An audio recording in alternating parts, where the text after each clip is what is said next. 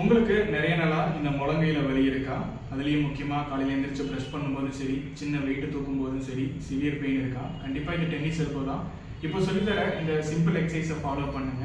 வலி குறையிறத நீங்களே ஃபீல் பண்ணுவீங்க.